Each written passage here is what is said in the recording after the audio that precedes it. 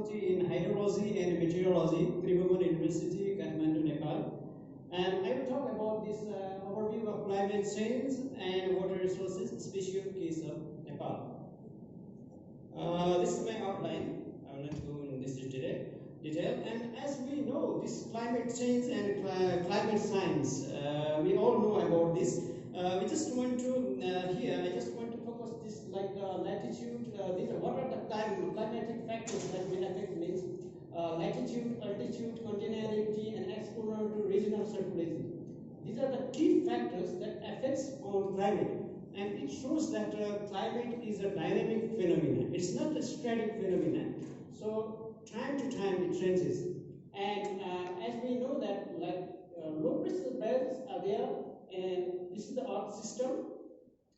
Rising motions arises in low pressure belts, whereas the sinking motion are found in high pressure belts.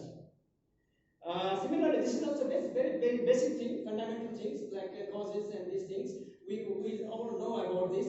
And here I just want to mention that the natural causes like continental drift, volcanoes, solar variability, they are also the factors to affect the climate change. And this is how the greenhouse gases affects in this climate change that we have seen it from many literatures. And we all know about this, like impacts of climate change in various sectors, as we are from multidisciplinary perspectives here.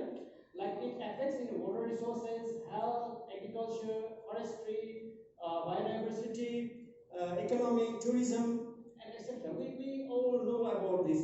And among them, I would like to emphasize some of the things that happened in water resources in the context of Nepal.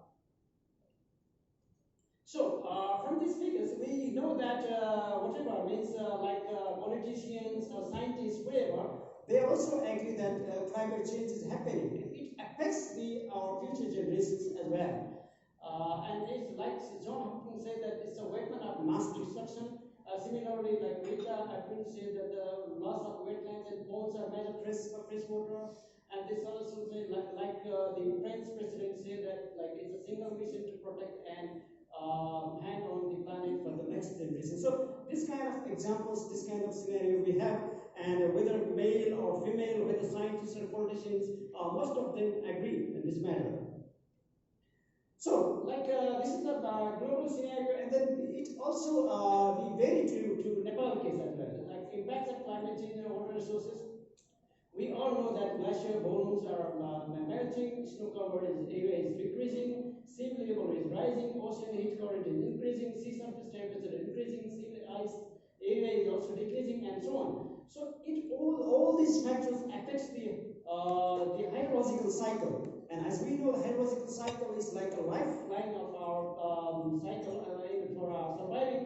So affecting this cycle means there is changing happens. So changes in surface temperature and evaporation can lead to altered patterns of rainfall. This we can see in various sectors. So I will come to the hydroclimatic status of Nepal. So this is like two figures show the physiographic condition of Nepal. Like Nepal elevation stands from 61 meter to this 884.86 meter within the span of 193 kilometer. It is our beauty. It is our asset. And in some other sense, it makes sometimes some catastrophic events in case of rivers.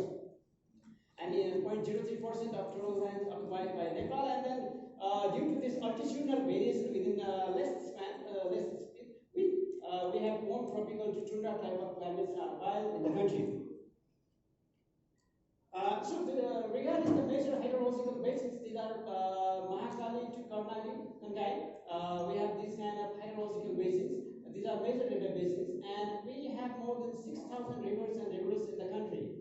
And these all rivers, main thing is that we are saying, since yesterday we are talking about the transboundary cases, and also this center, this ICMOD is also considering this 8 countries. So, like in this case also, like most of our major rivers comes from China, and it goes to India. So we are in between them. So if there is collaborative work, if there is transboundary kind of things, then it will be beneficial to us. And most of the rivers are major rivers means water is the main natural resource in our of these importance are made on hydropower, and one most thing is 71% to the lean flows of the Ganges relies on our basin systems. This is a great contribution in the sense this is transboundary cases and also regional cooperation.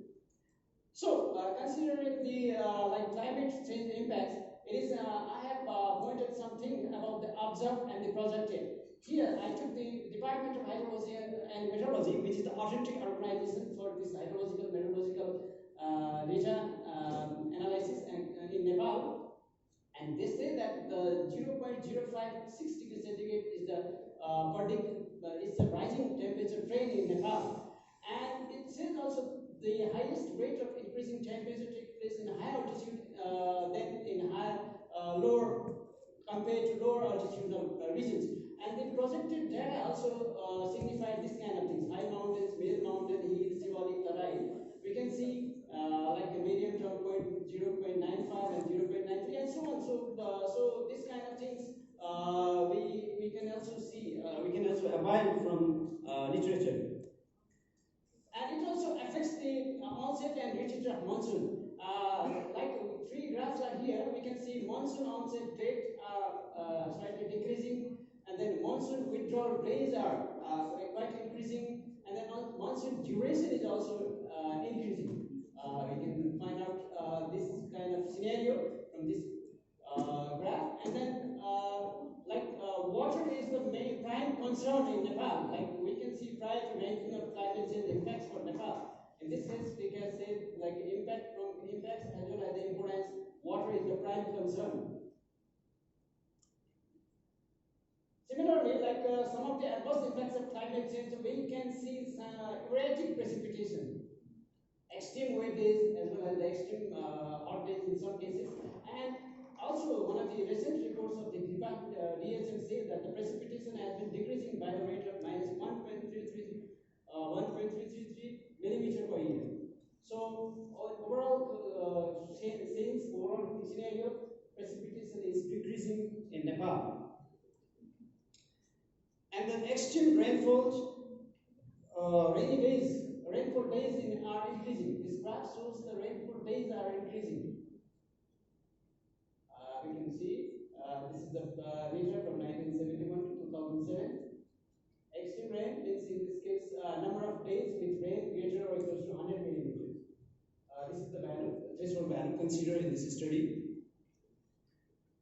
Some of the severe situations that we are facing, like this is recent one, 2023, and I took the pictures of this Mustang region. Mustang is leeward side. We have a very less amount of rainfall. Generally, we have very less amount of rainfall in this region, and we face this kind of very severe flood this year. So, as we are seeing from yesterday and the day before yesterday, that some kind of unexpected events are happening, and we can see various cases of this kind of things. This is also recent in eastern part of Nepal. Some floods are happening, and then also we have like from 60 kilometers from Kathmandu, we have seen this kind of devastating flood. It's called Benamsi River flood in 2021. Similarly, we have many examples of this kind of catastrophic events from our low altitude to high altitude, and then many places in even in urban places. And we are also we are about 10% part of the country are occupied by snow and glacier, and these are our assets. And some other sense, like due to the warming trend, most of our glaciers are changing at a very severe conditions. The glacier lakes are dangerous conditions, and these are some of the reports made by UNEP and ICMOD. They are showing some of the potentially dangerous glacier lakes, and we have to reduce this area by some means.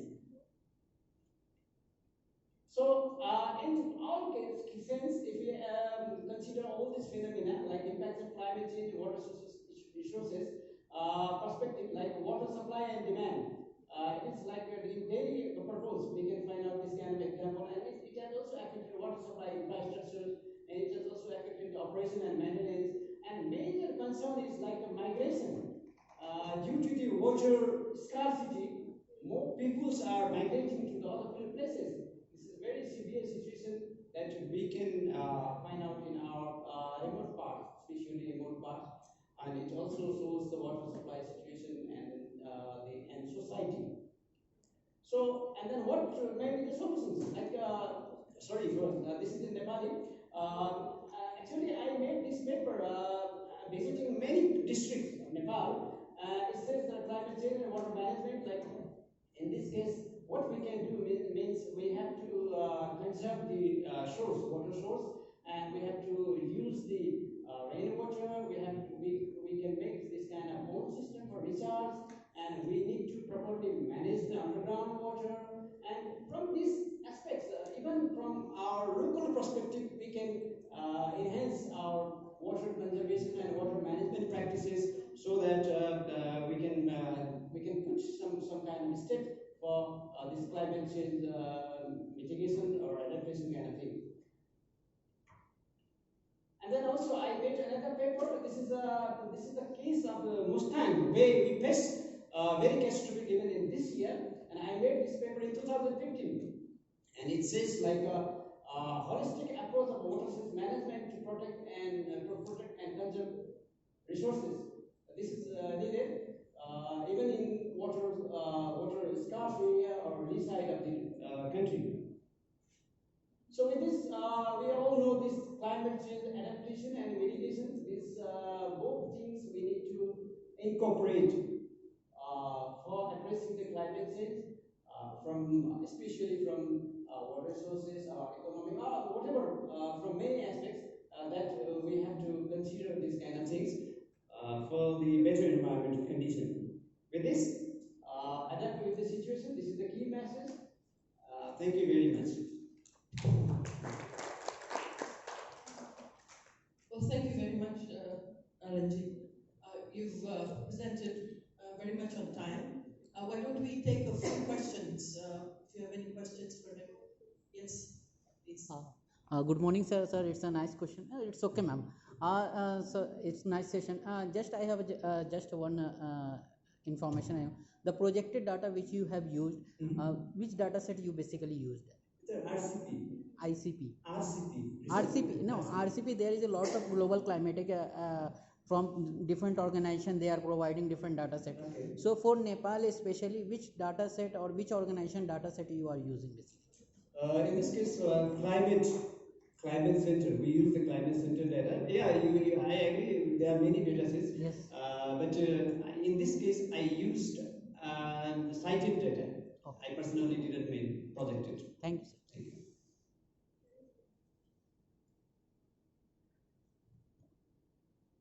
Any questions? Further questions?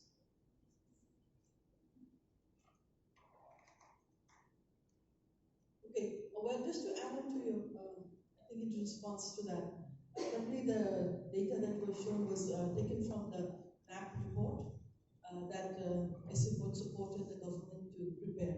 So that's the National Adaptation Plan, where a number of different scenarios have been used, different models have been used, and based on for what you're doing, like for extremes, 4 or 5 models have been selected, and then out of that, the analysis has been conducted. So, yes. Thank you. Yes. So, just one, I guess, comment. I think the one that you showed in terms of the extremes that are rising, and that is more in terms of the observed data sets, that's only till 2007. So if that is further, I guess, extended to the latest, I think that would be more valuable than 2007, because that's kind of quite a few years ago. Yeah, I agree. Okay. Any other questions or comments? Thank you. Well, if not, thank you very much, Naranji, and let's give a round.